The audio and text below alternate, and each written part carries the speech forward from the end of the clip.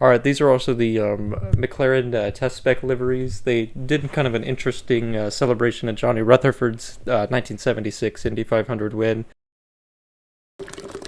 The cars also, every time they would start up, they might have gotten a little bit smoky. It was not all of them, just a few of them. Romain Grosjean also did indeed strike a bird on track.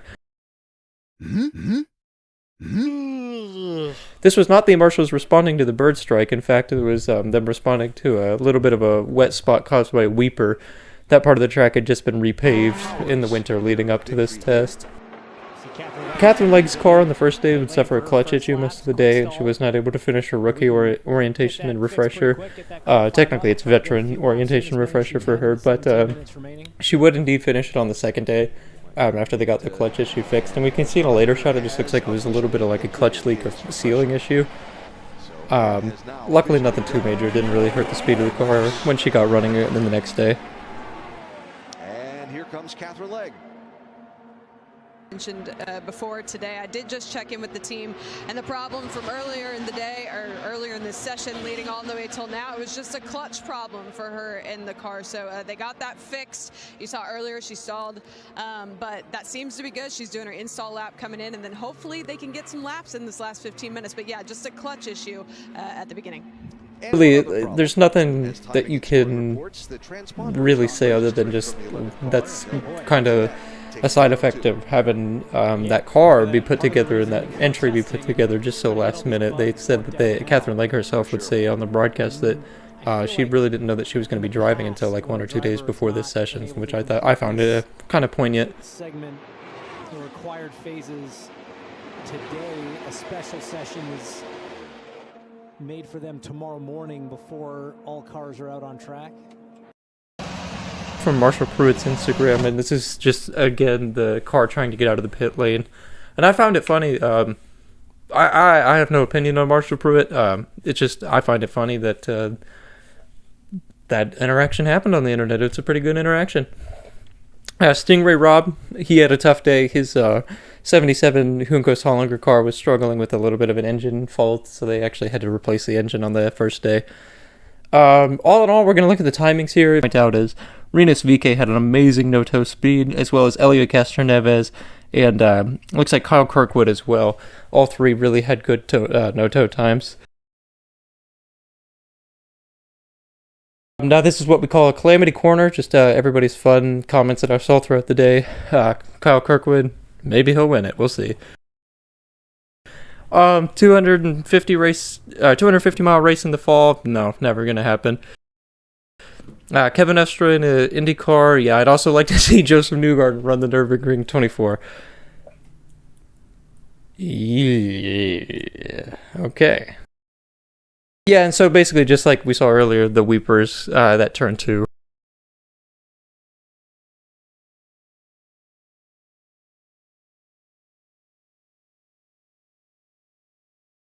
The second day, everybody was predicting it was going to be a rain out, but actually it ended up being pretty dry. Were jet dryers on track in the beginning of the day so they could dry off the track from the overnight rain.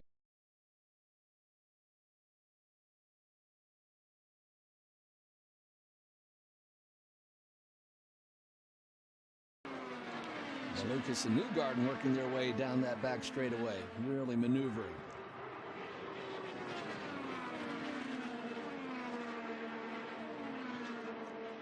Just in front of them is Romain Grosjean. Just behind them is Felix Rosenqvist, trying to join up and do a little group run here. So this is Romain Grosjean leading Joseph Newgarden and David Malukas. I feel like when Romain first came to IndyCar, he ruffled a lot of feathers, particularly in the camps of like Joseph Newgarden and those kind of all-American racers. But basically, so here we go see Newgarden go for a move on Grosjean. It was really cool to see this in practice. Doesn't seem like, they got too aggressive with each other. We know that Grosjean and Newgarden both are very, very aggressive drivers. Grosjean, at first the ovals were not his kind of track. He didn't run them always at first, but as he's run more of them, he's actually turned into a very cutthroat driver on these ovals. So I wouldn't go as far to say that Delcoin and Romain really look good for this Indy 500. not that their car's slow or anything. It just, Some traffic here. you need every single thing to go right to an Indy, and unfortunately, Roman has yet to finish the Indy 500 actually. So, I think maybe finishing in the top 10 is realistically where Roman is that's a really great week for Roman, or a really great month for Roman. Other than that, I'd be genuinely, it'd be quite historic if he could win the Indy 500. Yellow flag. Got a car in trouble. It's one of those green and black cars, and it's on fire. I believe it's Jack Harvey. Yes, it is. Oof. This is Jack Harvey's car blowing up. That was crazy. Yeah, Jack Harvey. It looked like his radiator just either dropped, like one of the lines just blew up and they started dropping fluid, or I've heard some people allude to like an oil fire. I'm not sure where the oil pan is in the Indy car. It could be on that right side, or that's the left side actually. But I think it was just one of the radiators. I think, something popped up in it. They might have got a hole in the radiator somehow. All that fire, yeah, I think it just might have been something getting a little bit hot, like an oil pan getting hot and then lighting on fire. I think all that smoke was literally all the water in the radiator coming out. And then when it was gone, that's when the fire started. But unfortunately, nobody was hurt or anything, which is obviously the best part. But that car did not run the rest of the day, and there we can see another shot of the smoke. And then look at this car. I think that's Lundgaard come through this puff of smoke. Which, what is it with McLaren's coming through puffs of smoke on front straightaways like that, or big straightaways? That's like a la, what is it, Kimi Räikkönen at Spa? I think that was Kimi Räikkönen in Spa 2004, and he's driving through the huge puff of smoke in a qualifying session. But there it goes, let go, then it just gets bigger from there. So like I said, I think just it looks like a line breaks, and then it just starts dropping water. Or like literally steam, I guess, because, we're talking radiators. But Takes over 221.4.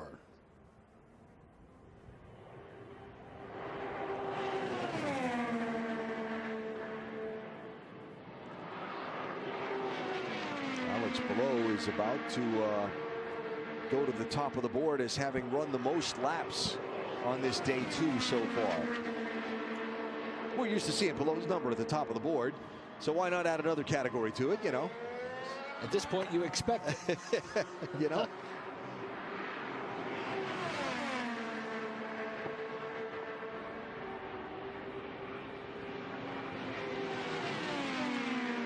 A 2:14.4 for Armstrong, and for Pelot a 2:16.8.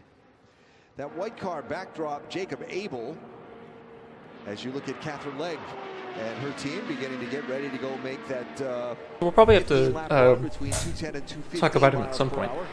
Alex Pelot, you can't sleep on him. He's going to probably do pretty well this year again. I've alluded to it many times. He did not run all that many laps. He ran, only 38 laps, and his first lap was his fast lap. That's impressive. And then that no-toe speed was a little bit slow for 2:15. That's pretty slow. And the best turn 3 speed was 2:28, but that turn 1 speed, 2:23. That was pretty quick. Now, that was probably in a toe, and then also, if you catch the flags throughout the day, the turn 1 area of the track, or like the entry of turn 1, had a little bit of a tailwind. AJ Foyt Racing Team, as they work through their test plan, there is a planned track inspection coming up in just a few minutes. As but yeah, talking about people that look good, Josef Newgarden. Can't not look at him and think that he's a threat to win. Yeah, I don't know what else to say on any other positive adjective, really. Josef Newgarden's car just looked planted. He didn't run too many laps, but at the same time, he did run more laps than the likes of Alex Pelot, and I think even Scott Dixon as well. They were all pretty good laps. Let's see, he did only run 42 laps, but they were pretty good. He had an amazing no-toe time. Look at that. No-toe time was good, but then that turn 3 speed was that actually what I was looking at. That turn 3 speed was at 234 miles an hour in a test. That's ridiculously fast. So, Joe New looks strong again. We'll see Penske. We'll see if they can keep it legal. Yeah, that's Howard. Yep. Harvey is out there. Yeah, I don't recall between yesterday and today seeing Jack doing much running in traffic. Believe that a lot of his laps have been done out there by himself, free of any possible tow.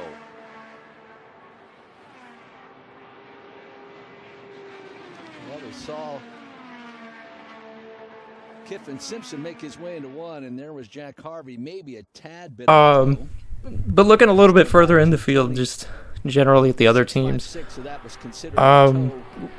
we really don't see a lot of, how do I put this? There's not a wide range of speed. It's not like we're going from 210 to 220 in these speed traps. It's actually, if you look at it right now, it's relatively everybody, from 1st to 20th is above, or even 1st to 25th, if you look at that time.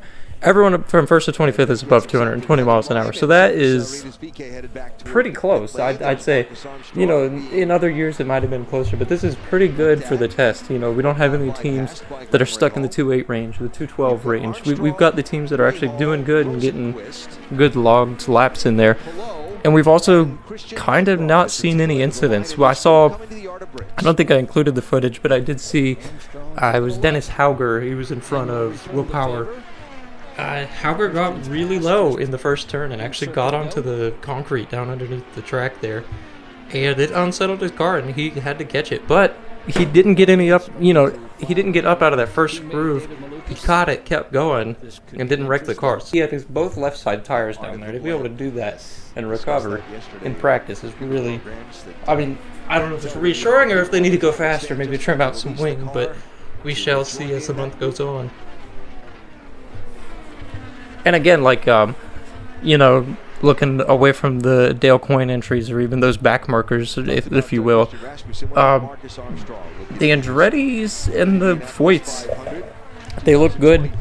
I noticed that the Andretti cars were able to cut back really hard on the other cars into the first turn and really open up the entry so that you could have as wide of an arc as possible. I don't know if that was just because they were trying to be a little bit more aggressive with their testing, or if maybe the other cars felt a little bit more safe, felt like maybe they could, take that shallow line and get some more speed out of it, or maybe if the Andretti's were really having to push, we don't know. From 30th up to 18th in the race.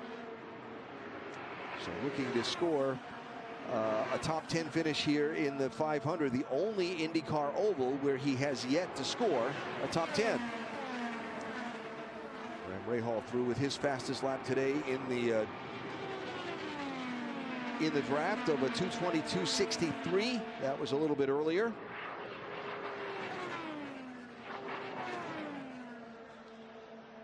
We'll see. Now this was an interesting moment. This Graham Rahal, he runs up high against that wall, and it looked impressive in practice, but to be honest with you, when we get down into qualifying, those cars are going to get a lot closer to the wall. We're probably not going to be more than 6 inches, if that, maybe, a sheet of paper off the wall. Famously, Will Power, I think, was really close to that wall at one point in qualifying a few years ago, and it's going to be exciting. It's going to be exciting. So I think that everybody was taking it a little bit conservative in qualifying, or in the test, here.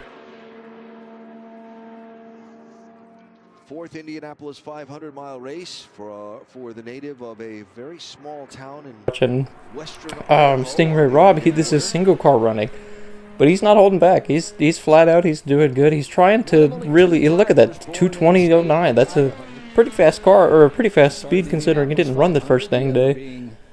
Now I know a lot of people say, "Oh, it's Stingray Rob. He's not a good IndyCar driver. He's not this that," but you sit in one of these cars and just be able to take a ride on this track is a feat enough, I feel like.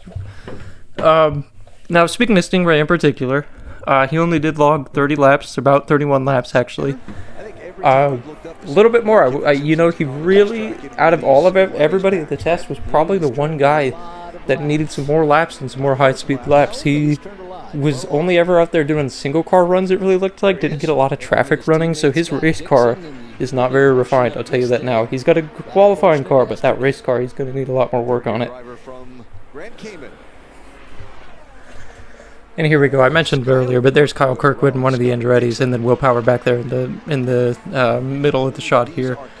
They were doing a lot of traffic running the whole test. They said they did some qualifying run, I believe, on the first day, but most of the test it was traffic. And the times, I think, reflect that. Like, we didn't see huge times for many of the Andrettis all week, actually. Or, both days of this test, we didn't see huge times. We just mainly saw, like Will Power here. He's under 220 miles an hour right now. That's a little bit of a slow time. We'd expect them to be picking up the pace. Kirkwood, same deal, 217. So I think there's still yet to come. I think they probably were, with how aggressive they were having to drive the cars, I think they were probably getting a little bit experimental in the setup. Don't think that they're showing their hand yet.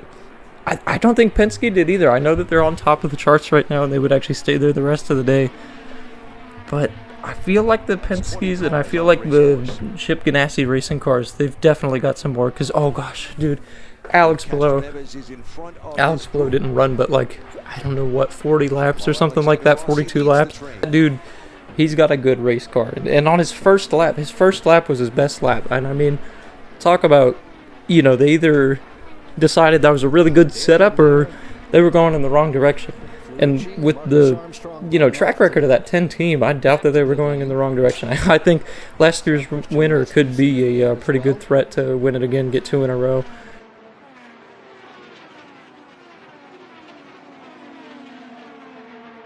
Nevis went out for just a couple of install laps. It looks like he's already back into the attention of his crew.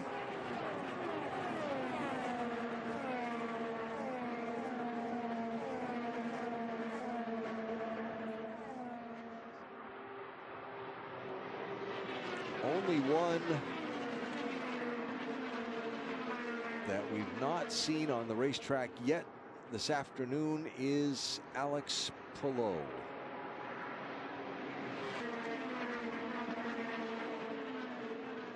Now Kyle Kirkwood. This day and age in IndyCar, you can't hold anything back.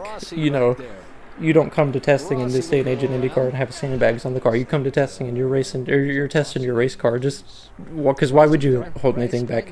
When you're holding back, you're not learning everything. You're not learning what your car is going to be like on a qualifying lap, in a race situation, and a pack like we see here. Rasmussen out of 4.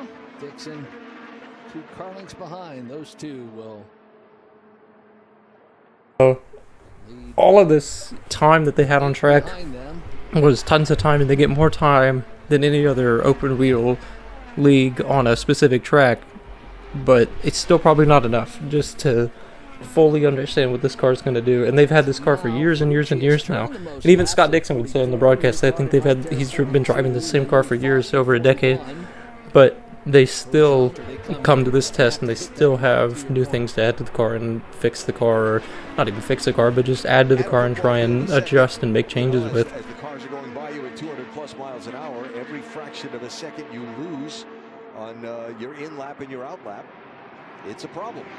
And particularly under a caution flag stop, if you have a hiccup on the pit stop, that's just brutal. But yeah, really crucial to get all you can up until that mark. But the pit road speed thing is, it's a computer thing. It's automatic. It pops up on a screen and that's it. You're busted. It's no one's judgment. That's right. That is a computer telling you what you did wrong or right. So watching Will Power and Ryan Hunter-Reay here in the line of traffic. No, this is pretty cool. That's Ryan Hunter-Reay overtaking Will Power in the back there. A lot of talk about Ryan Hunter-Reay this year. I think he's pretty good still. His race last year was amazing, but I don't know. I don't think that the talk is misplaced, but Ryan Hunter-Reay just, he doesn't run any race other than the 500, and we usually see that these, one-off entries, they do amazing. It's not that they're not bad drivers or anything, but we see these one-off entries. They don't always have the pit crew or the same standard of spec of part that's on the cars. So we'll see how Ryan Hunter-Reay's run goes this year. Now, remembering that he is driving the same machine that Kyle Larson drove last year and the year before in the 500, so he's basically taken over that seat. And Kyle Larson had a pretty good car both years, so I don't know. We'll see how he does. And look at that, just like I was talking about, the Andretti cars getting really aggressive with each other on that turn in. And I don't know if that was because they were fighting a tight race car and they just had to get that high, but we'll see. Now, Louis Foster here, he overslows, and I think he was overslowing to try and open up a gap because then he comes into the pit stop, or comes in for a pit stop, rather, on this lap. I think he was just trying to open up a gap so that he could try and get into the pits or maybe let them by, but look how big that gap opened. He just way overslowed that first corner. That's still out there. He has 48. Mick Schumacher with 46. Ooh. Little dust kicked up there. Enos VK got down into the grassy knoll.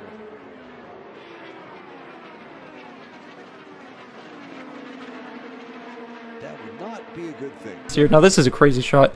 Just all the different kinds of traffic. So we've got Louis Foster in front of, I think that's Romain Grosjean slowing down. Alex Palou trying to go up the inside of Santino Ferrucci. Daly's almost overtaken by Kyle Collette. Then in the background, who's that in the background? That looks like Marcus Armstrong just overtook... Is that Roman? I think that's Romain Grosjean just got overtaken by Armstrong. A lot of jockeying for position, and this is what it was like all testing. There were overtakes that were for position, then there were overtakes that were, I'm just trying to get out of your way. I'm just trying to, we would see a lot of times, Pato O'Ward in particular, this was interesting to see. Pato would drop to the back of the pack and try and just learn how his car felt in traffic back there. And I think that's largely to do with the fact that most of his issues, albeit the one race in 2023 where he just got outdriven by Joseph Newgarden, most of his issues come in traffic. His car's handling in traffic. I think it was either the 2024 race or 2025. He had a really crazy, gnarly save out of turn 2. And it was a double save, I think they called it, where he caught the car twice. And usually, it's said at Indy, the winner's chosen at Indy. Everybody knows that. But it's also said, okay, well, let me back up. In Indianapolis, the Speedway chooses the winner, and they don't mean like it's like insider or anything. They mean that the bricks themselves, they choose the winner. So, in line with that, the bricks also choose who wrecks, right? And so, when Pato saved that car, a lot of people think that, he snatched victory from the jaws of defeat. No, it's the other way around. When Pato saved that car, he should have wrecked. The Speedway was trying to wreck him there. And through either some force higher than him, or that's just how strong Pato is, and that's how great Pato is. But he overcame that, and he did not wreck. And so in return, the Speedway said, you're not going to win. And that's just how that went. And like I was talking about earlier, that there's Will Power dropping in front of, I think that was Ray Hall. 28th, and Marcus Ericsson, the other Andretti Global driver, sits 22nd.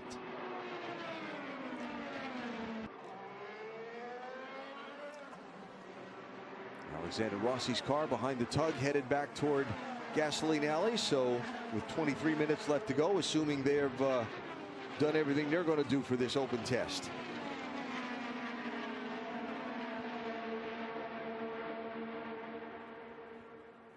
Yeah, what to make of Will Power's test, right?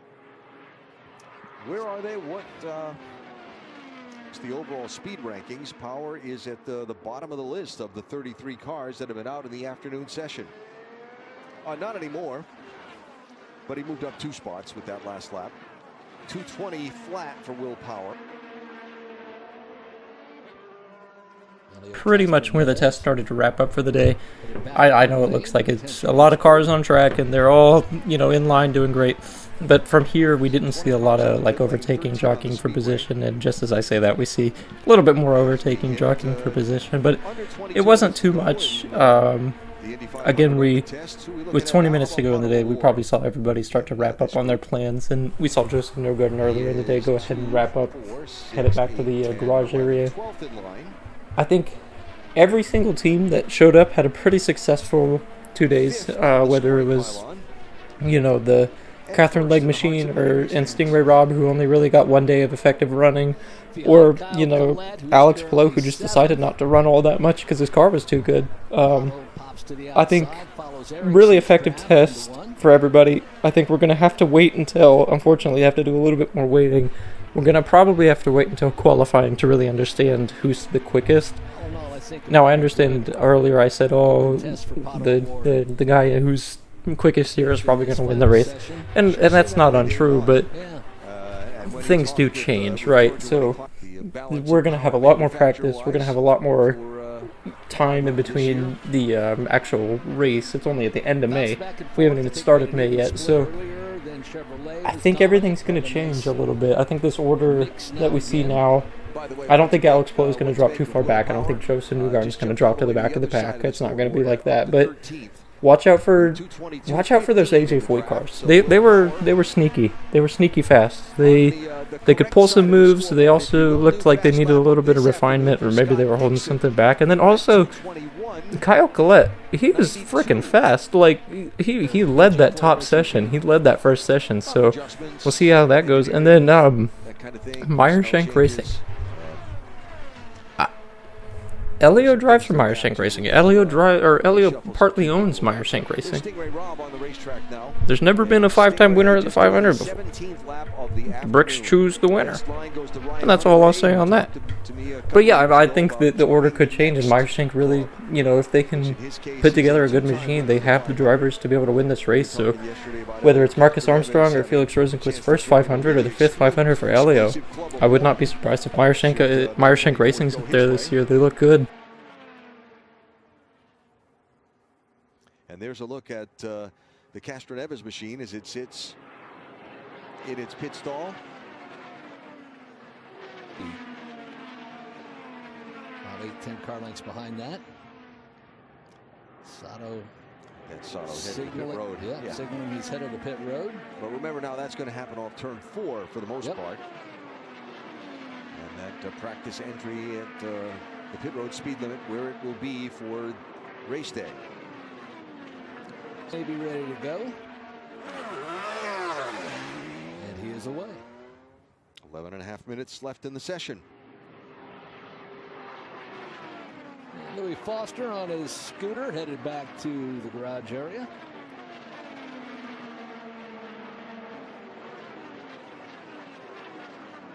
Eyes on Ed Carpenter right in front of Scott Dixon. It's below around Award. 2 of the top 4 drivers on the pylon. See that?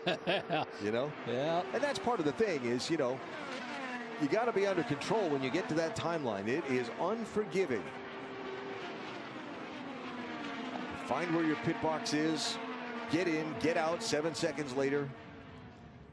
Don't get contact with another car. Don't hit anything. Get out of your pit box. You haven't used those brakes in a while. You have to. Those drivers running the full NTT IndyCar Series season. One taking a shot here at the 500 with his family team. I love a story like that. Oh, yeah. And I wish him nothing but success. Look at that. Wow, that was Hunter Ray and Hauger. Saw a little bit of an incident between Hunter Ray and I believe that was Dennis Hauger. So that was actually, like I talked about earlier, that shallow entry into that first turn. Here we go. We're going to get a good replay of it.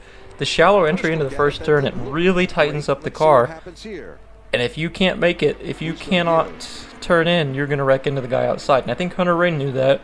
And I think that he didn't realize that Hauger was going to commit to that inside line. Because, right, so Hunter Ray's won this race before. He's been here tons of times. He didn't realize that Hauger was going to commit to that inside line and get as tight as he was and wash up the track like that. So Hunter Ray kind of was like, okay, I'm not gonna wreck my car with you. I'm gonna back out of here because you're obviously not backing out. And I think that little bit of wobble was just Hauger realizing his car's washing up the track and having to turn in a second time, and then Hunter Ray kind of washing out himself and just choosing not to wreck. It probably looked about as aggressive as it was in the cockpit. I'm sure Hunter Ray probably we don't know these people particularly well, but Hunter Ray probably went and had a few words with Hauger, I would imagine. Told him, hey, you got to slow up into that corner when there's a car next to you. We're going to wreck if you do something like that again. What to make of Ed Carpenter and ECR's test?